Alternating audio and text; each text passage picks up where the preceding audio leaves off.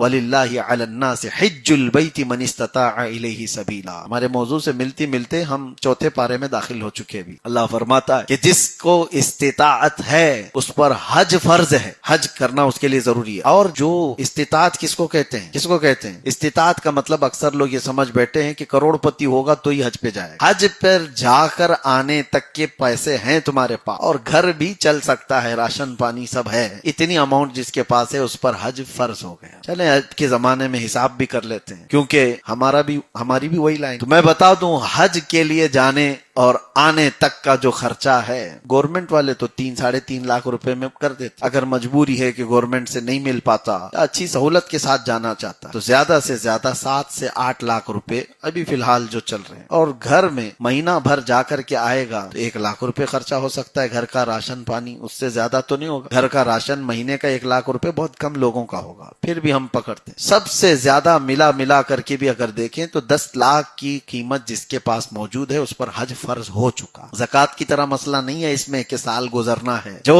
10 لاکھ کا مالک ہے ابھی اس پر حج فرض ہے۔ اور جس نے حج نہیں کیا، میرے آقا فرماتے ہیں، وہ یہودی ہو کے مرے گا یا عیسائی ہو کے مرے گا، ہم کو اس کی پرواہ نہیں۔ رسول پاک صلی اللہ علیہ وسلم نے یہ وعید بیان فرمایا۔ اور بعض حدیثوں میں یہ بھی ملتا ہے کہ جب حج فرض ہونے کے بعد نہ کر کے دنیا سے چلا گیا تو جیسی وہ مرتا ہے اس کی پیشانی پر کافر لکھا رہتا ہے۔ بہت سخت ترین اس کی وعیدیں ہیں۔ تو بہت سارے لوگوں نے حج کو یہ سمجھ رکھا ہے کہ یہ بہت بڑے بڑے کروڑ پتیوں کا ہے، مال ہے ان کے پاس، طاقت ہے ان کے پاس، استطاعت ہے ان کے پاس، نہیں کرتے، جبکہ قرآن کا حکم ہے یہ۔ اور اسلام کے جو 5 رکن ہیں، 5 پلر ہیں، ان میں سے ایک پلر ہے حج کرنا۔ آپ استطاعت کے بعد اگر نہیں کیے ہو تو اسلام کو ہی ڈھا رہے ہو، آپ اسلام کے ایک پلر کو ختم کر رہے ہو۔ تو اس پہ سیریس رہیں ہمیشہ۔ اکثر میں اس بات کو کہا کرتا ہوں، جو ہمارے یہاں ایک کانسیپٹ بنا ہوا ہے، سب چیزوں سے فارغ ہونا چاہیے تبھی حج فرض ہے۔ تم کبھی فارغ ہو ہی نہیں سکتے، دنیا کبھی فارغ کرتی ہے؟ موت تک کوئی بندہ فارغ نہیں ہوتا یہاں پر۔ جو لوگ یہ سوچتے ہیں ساری ذمہ داریاں ختم ہو جائیں پھر کریں گے، ذمہ داریاں موت تک نہیں ختم ہوتی کسی کی، ساری چیزیں لگی رہتی ہیں۔ جو اللہ کا